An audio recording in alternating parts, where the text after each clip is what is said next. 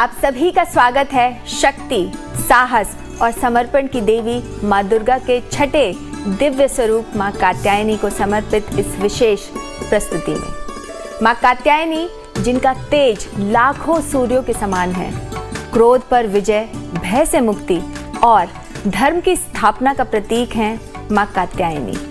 उनका ये रूप संसार की समस्त नकारात्मक शक्तियों का नाश करने वाली अदम्य ऊर्जा की प्रतीक है। माना जाता है कि जिन भक्तों के विवाह में देरी हो रही है या जो वैवाहिक जीवन में सुख और शांति चाहते हों, उन्हें माँ कात्यायनी की पूजा से विशेष लाभ प्राप्त होता है। तो आइए इस शुभ अवसर पर हम सब मिलकर उस दिव्य शक्ति को प्रणाम करें जो हमारे जीवन से अंधकार को दूर कर प्रकाश और समृद्धि लाती है। इस शो में हम जानेंगे माँ के इस स्वरूप की महिमा, पूजा विधि और उन चमत्कारी कथाओं के बारे में जो हमें उनसे जोड़ती है। इन सारी बातों के बारे में विस्तार से जानकारी देने के लिए हमारे साथ दो बेहद ही खास अतिथि जुड़े हैं, डॉक्टर नीति शर्मा और डॉक्टर प्रणव शास्त्री जी।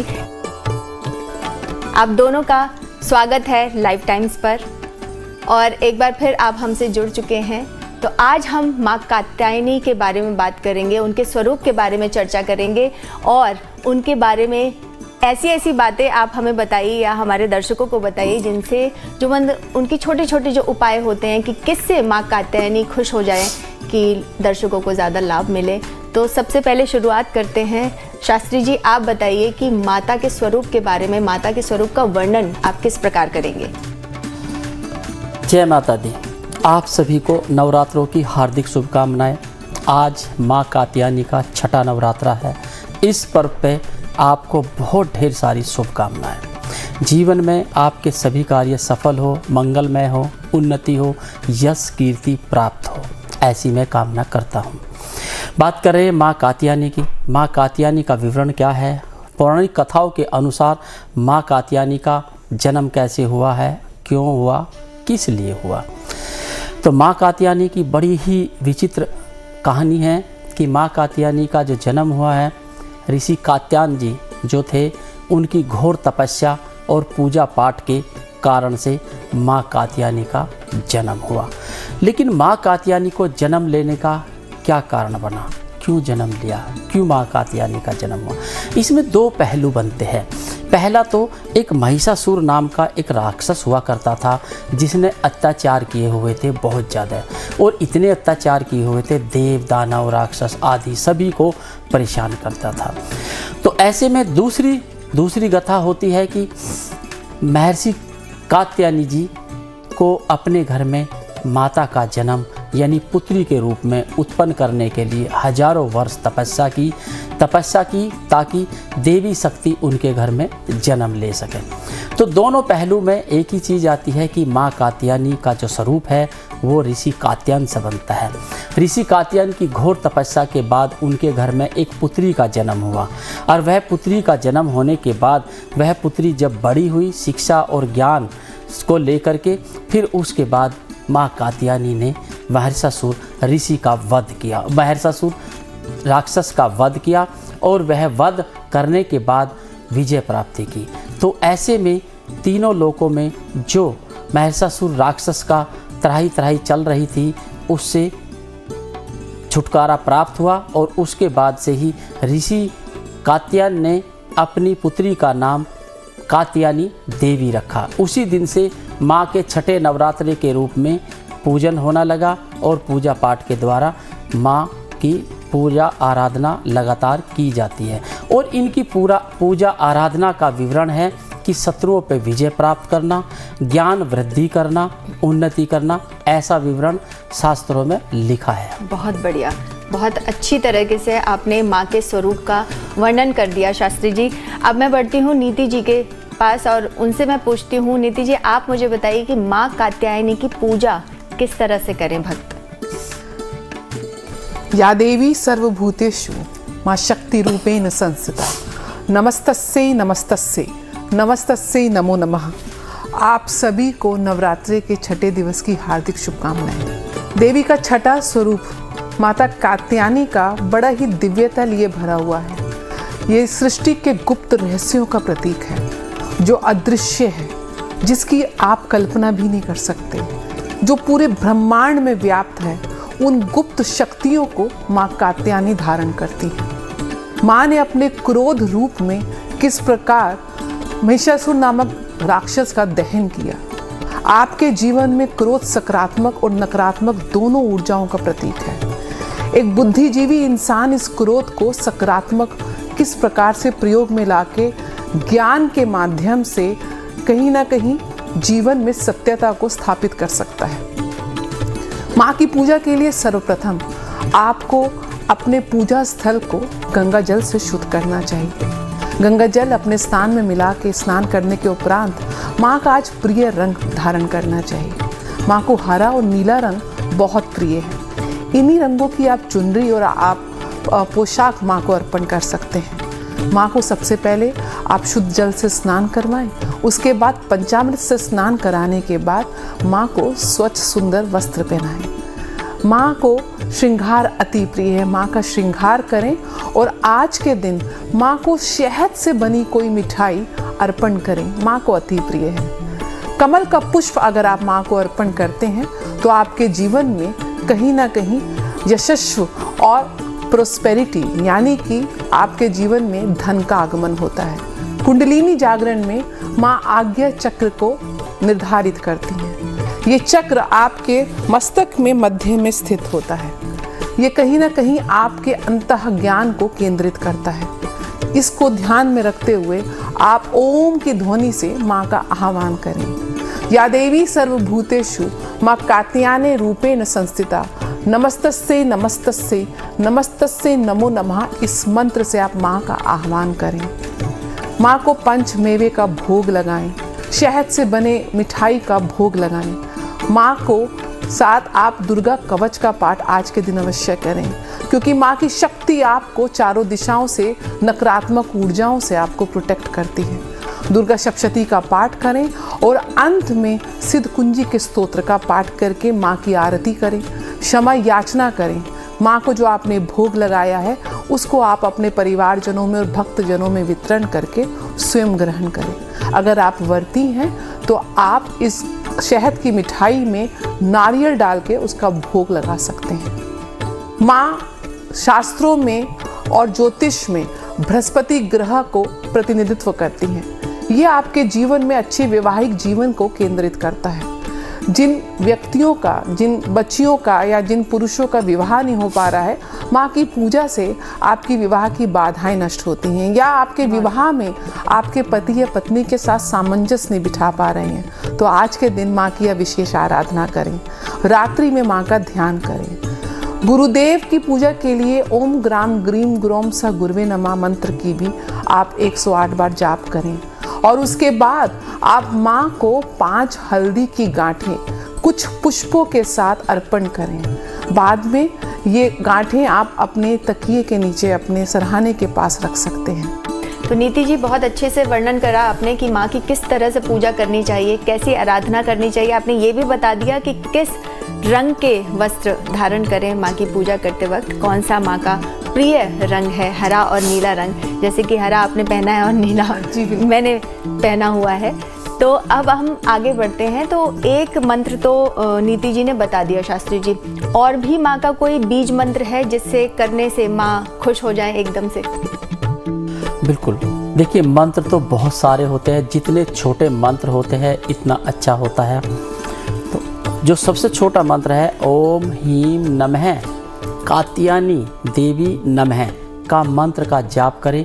ये एक ऐसा मंत्र है, बिल्कुल छोटा सा, एक छोटा बच्चा भी कर सकता है। और देखिए कोई भी पूजा पाठ हो जो सामर्थ्य और सहज से हो सकती है वो अच्छी होती है। कई बारी क्या होता है कि बहुत सारी चीज़ों में ऐसा होता है कि बहुत लंबे लंबे मंत्र होते हैं जो नहीं कर पाते, कर भी नहीं पाते, बच्चे भी नहीं कर पाते, बड़े भी, जो बुजुर्ग होते हैं, जो बेचारे बीमार होते हैं या व्यस्त में रहते लोग बाग इतने बिजी लाइफ में, तो इसलिए छोटे छोटे मंत्र भी कर सकते हैं।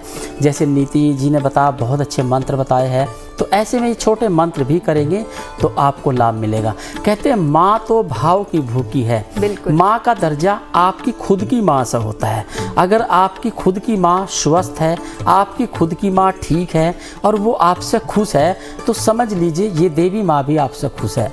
अगर आपकी खुद की घर की माँ खुश नहीं है तो ये देवी माँ भी खुश नहीं होने की। चाहे आप फिर सोने के हार चढ़ा दीजिए, चाहे फूल चढ़ा लीजिए, चाहे कुछ भी चढ़ा लीजिए, कोई प्रशंसा नहीं मिलेगी। सबसे बड़ी प्रशंसा तभी मिल सकती है जब आपकी स्वयं की माता खुश रहे, जो जननी है। कहते हैं इस संसार में जो आपको जन्म देती है उससे बड़ी कोई माता नहीं है।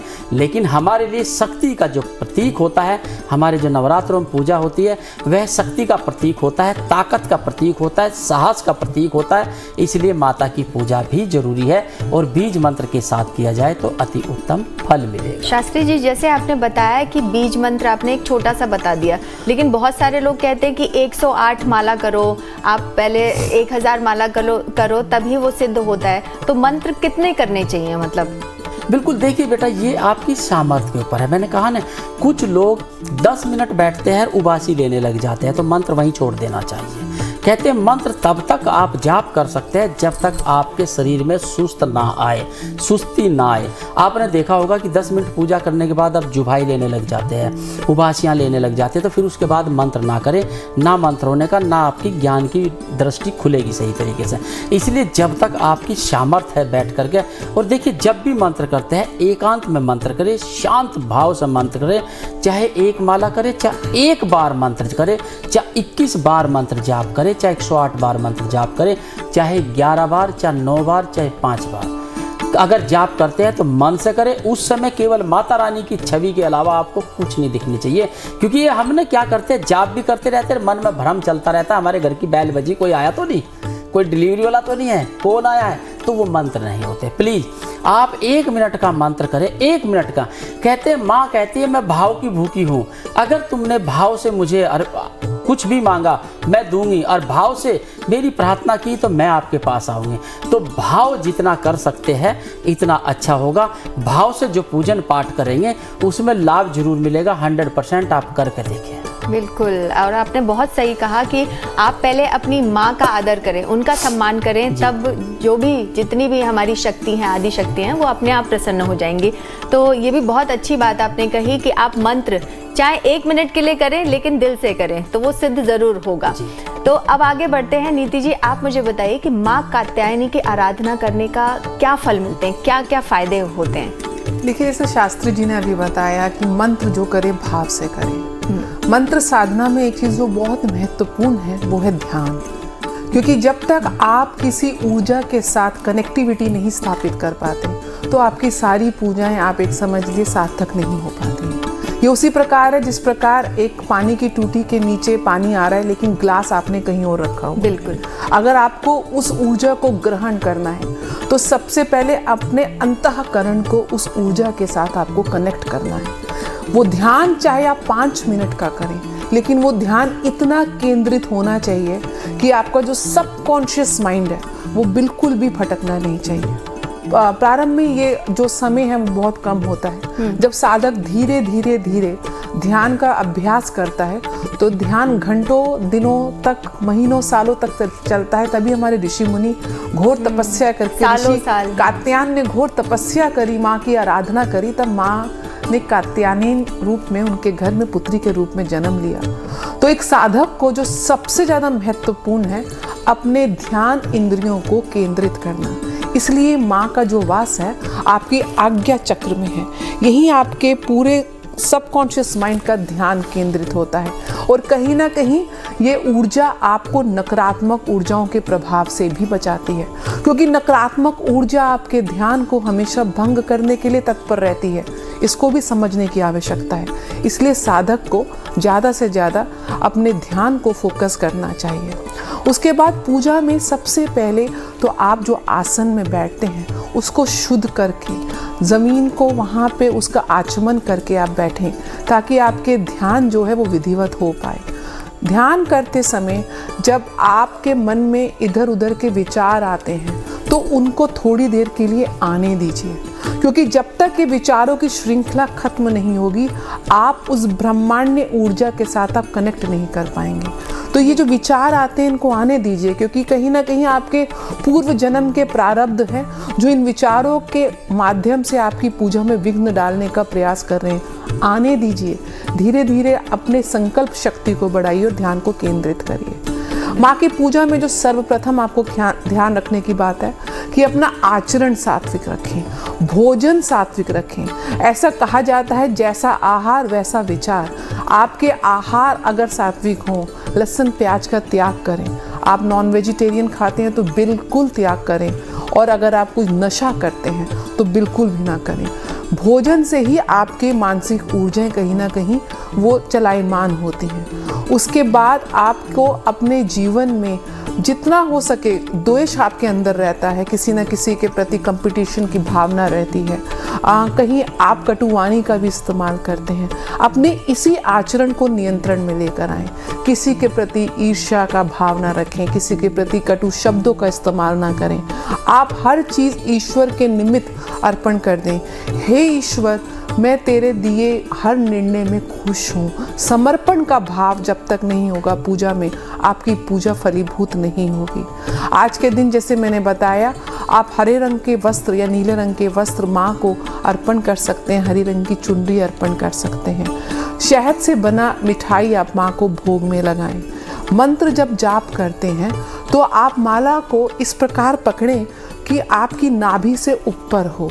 माला हमेशा ऐसे करके आप जाप करें, बहुत ध्यान पूर्वक जाप करें। अगर माला नहीं है तो आप अपने पास कोड़ी रख सकते हैं, कुछ आप दाल के दाने रख सकते हैं, आप कोई भी छोले के दाने रख सकते हैं। उससे करके कम से कम 108 बार मंत्र अवश्य करें। मात्र 5 मिनट लगता है। सूक्ष्म एक देवी का मंत्र बता देती हूँ, अगर आप लंबा मंत्र जाप नहीं कर सकते हैं। ओम देवी कात्यायने नमः, इस मंत्र को मात्र 108 बार आपको जाप करना है।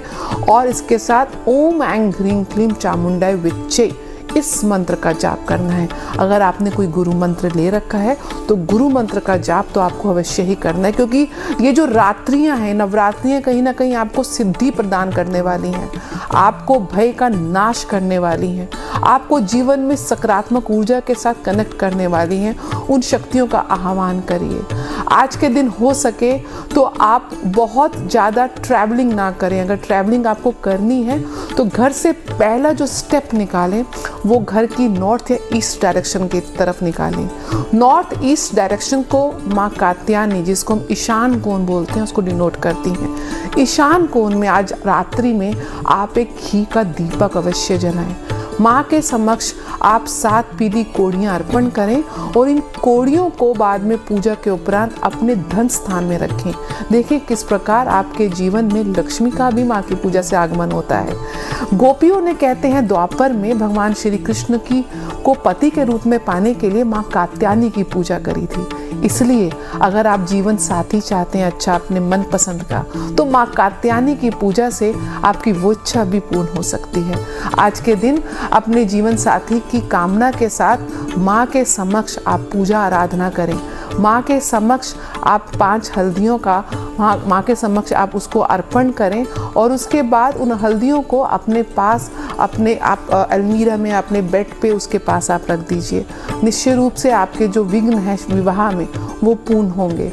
अगर आप अफोर्ड कर सकते हैं तो पीले रंग का पुखराज आपके विवाह की बाधाओं को समाप्त कर सकता है। पीले पुखराज को आप शुक्ल पक्ष के गुरुवार को धारण करें अपनी तर्जनी उंगली में, सोने में या पंचधातु में।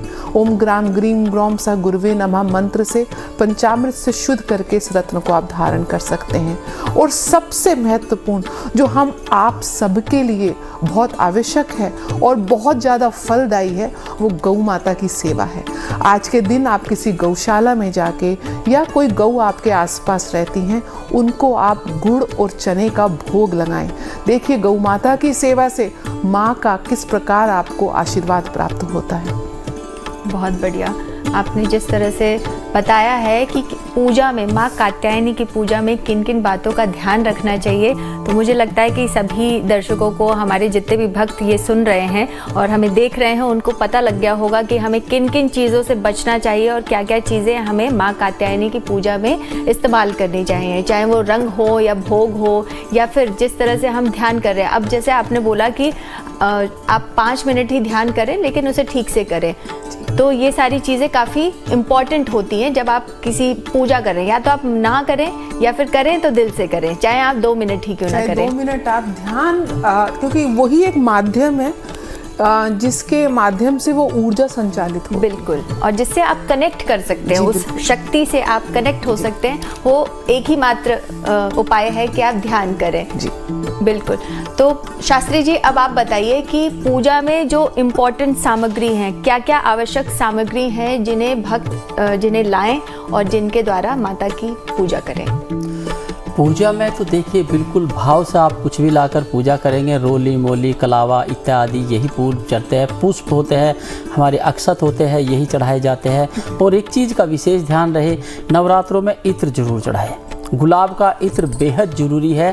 कहते हैं गुलाब का इत्र चढ़ाने से घर में लक्ष्मी का वास होता है, सुख समृद्धि और संतान सुख प्राप्त होती है, विद्या प्राप्त होती है। तो लक्ष्मी को प्रसन्न करने के लिए माँ दुर्गा जी को आप हमेशा इत्र का प्रयोग जरूर करें, इत्र जरूर चढ़ाएं। इत्र चढ़ाने से बहुत ही लाभ प्राप्त होता है। और पूजा पाठ में देखिए क्या होता है, जब आप पूजन करने बैठेंगे सबसे पहले कलावा, रोली मोली इत्यादि और देसी घी का दीपक अगर सामर्थ्य है तो उसे जलाइए आप और पूजन कीजिए। और या तो अखंड ज्योत जलाइए, कोई अखंड ज्योत नहीं जला सकता तो आप नॉर्मल ज्योत भी जलाकर पूजन कर सकते हैं। पूजा बिल्कुल शांत स्वभाव से बैठकर पूजन करेंगे तो आपको लाभ जरूर प्राप्त होगा। ऐसा नहीं, कहते पूजा जो होती है, पूजा का बहुत ही सीधा आचरण होता है। सीधे भाव से, सरल भाव से आप पूजन पाठ करेंगे तो थोड़ा सा लाभ जरूर आपको प्राप्त मिलेगा। ऐसा नहीं, क्योंकि पूजा पाठ करने का फल जरूर मिलता है। कुछ लोग ऐसे होते हैं कि जिनके पास कुछ भी चीज़ सामर्थ्य खरीदने की नहीं होती, अगर माँ को एक पुष्प भी अर्पित करते हैं। मैंने देखा है कई जो आदिवासी होते हैं उनके पास, बेचारों के पास रहने के लिए घर नहीं होता, बहुत अच्छे से पूजा पाठ के लिए वो नहीं होता, लेकिन उनकी एक विशेषता होती है, जब वो पूजा पाठ करते हैं, ध्यान करते हैं तो बहुत ध्यान से करते हैं और पत्तों से, फूल और पत्तों से भगवानों को अर्पित करते हैं हर चीज़ें, तो उनके भाव जुड़े होते हैं। कहते हैं भाव से किया गया कोई भी कार्य जरूर सफलता प्रदान करता है। बस मैं यही कहूँगा, भाव से करें और माँ की पूजन करें, जितनी देर करें बिल्कुल मन एक तरित होकर करें तो सफलता जरूर प्राप्त होगी। बिल्कुल शास्त्री जी, आपने जैसे बताया कि आदिवासियों के पास ज़्यादा कुछ होता नहीं है तो वो पत्तियों से, फूलों से माँ का पूजन करते हैं। लेकिन आप मुझे बताइए नीति जी कि माँ का प्रिय पुष्प कौन सा है। माँ को प्रिय पुष्प है कमल। आज के दिन माँ को आप कमल के पुष्पों की माला अर्पण कर सकते हैं, कमल के पुष्प को अर्पण कर सकते हैं। कमल के ऊपर माता लक्ष्मी विराजमान रहती हैं। कहीं ना कहीं ये पुष्प श्री यानी कि लक्ष्मी का प्रतीक है। कमल के पुष्प की पूजा के उपरांत आप इस पुष्प को अपने धन स्थान में रखिए। निश्चय रूप से आपके जीवन में जो लक्ष्मी का अभाव है वो खत्म होगा और आपके जीवन में लक्ष्मी का आगमन होगा। कहीं ना कहीं माता आपके जीवन में आत्मविश्वास को भी बढ़ाती हैं। आपके आत्मविश्वास को बढ़ाने के लिए कमल के पुष्प की आप कम से कम 5 पुष्प माँ के श्री चरणों में आज के दिन अर्पण करें। माँ को कमल के पुष्प को अर्पण करने के उपरांत आप उसमें थोड़े अक्षत भी डालें, क्योंकि अक्षत का मतलब है अक्षय फल देने वाला, जिसका कभी नाश ना हो, जो कभी क्षय ना होता हो। पुष्पों के साथ थोड़े से अक्षत आप और रोली चंदन के साथ जब आप अर्पण करते हैं तो निश्चित रूप से माता प्रसन्न होती हैं। बिल्कुल। तो शास्त्री जी, अब मुझे आप ये बताइए कि जिन लोगों की शादी में बाधाएं आ रही हैं या शादी नहीं हो रही है, बहुत टाइम से ट्राई कर रहे हैं, एज हो गई है, तो वो ऐसा क्या उपाय करें माँ कात्यायनी का कि शादी में जो उनके विघ्न हो रहे हैं वो दूर हो जाए। बिल्कुल, सबसे पहले तो आप ये देखिए, माँ कात्यायनी की पूजा पाठ करने से भी आपको बहुत लाभ मिलेगा। कहते हैं माँ कात्यायनी तो एक ऐसा रूप है जो विवाहिक के मामले में सबसे सुप्रिय मानी जाती है। तो ऐसे में क्या किया जाता है कि मैं फिर भी आपको एक उपाय बताना चाहता हूँ। बहुत छोटे से मेरे जो उपाय होते हैं, बहुत बड़े उपाय नहीं होते हैं, ना ही मैं बहुत ज़्यादा उपाय बताता हूँ। आपको क्या करना है, माँ कात्यायनी जी को 3 बेसन के लड्डू लेने हैं आपको। और एक सहरे की जो किलिंगी होती है, जो दूल्हे के सहरे पे मोर चंदे जैसा लगता है, सहरे की किलिंगी लेनी है। दोनों को एक जगह अर्पित करनी है, एक जगह रखनी है, एक डोने में या किसी प्लेट में रख करके, और भगवान विष्णु जी को अर्पित करनी है आपको। माँ कात्यायनी के व्रत वाले दिन भी करें आप, माँ कात्यायनी जी को अर्पित करें ये चीज़ें, और फिर उसके बाद लगातार 5 वीरवार आपको ये करना है। 5 वीरवार 3 बेसन के लड्डू और एक सहरी की किलिंगी जिसे बोलते हैं, वो भगवान विष्णु जी को अर्पित करें। और संभव हो सकता है तो जो किलिंगी है भगवान विष्णु जी के मुकुट में जरूर लगाए आप। अगर नहीं लगा पाते तो लड्डू जहाँ रखेंगे आप उन्हीं के साथ भगवान के चरणों में रख सकते हो, तो आपको संपूर्ण फल प्राप्त होगा। आप ये उपाय करके देखें, 100% रिजल्ट मिलेगा। आपने आज माँ कात्यायनी के व्रत में यह उपाय किया तो अगली माँ कात्यायनी का जो व्रत आएगा उससे पहले आपका विवाह हो चुका होगा। भाई बहुत बढ़िया। वैसे भी शास्त्री जी रेमेडी स्पेशलिस्ट हैं, तो जो भी रेमेडी देते हैं वो कारगर साबित होती है। तो अगर जिन लोगों की भी लाइफ में अगर शादी करने के योग नहीं बन रहे हैं या देरी से हो रही है, हर बार शादी करने के योग बनते हैं लेकिन नहीं हो पाती है किसी वजह से, तो आप ये उपाय, छोटे छोटे उपाय कर सकते हैं और देखेंगे कि फिर आप किस तरह से आपकी शादी होती है, आपके घर में शहनाइयाँ बजती हैं। तो मुझे लगता है कि माँ कात्यायनी का जो स्वरूप है आप लोगों ने बहुत खूबसूरती से उसका वर्णन किया है। किस तरह से पूजा करनी है, क्या पुष्प चढ़ाने हैं, कौन सा रंग पहनना है, कैसे माँ को भोग लगाना है, ये सारी जानकारी आपने हमारे भक्तों को, हमारे दर्शकों को बहुत अच्छे से दी है। आप दोनों का इसीलिए मैं तहे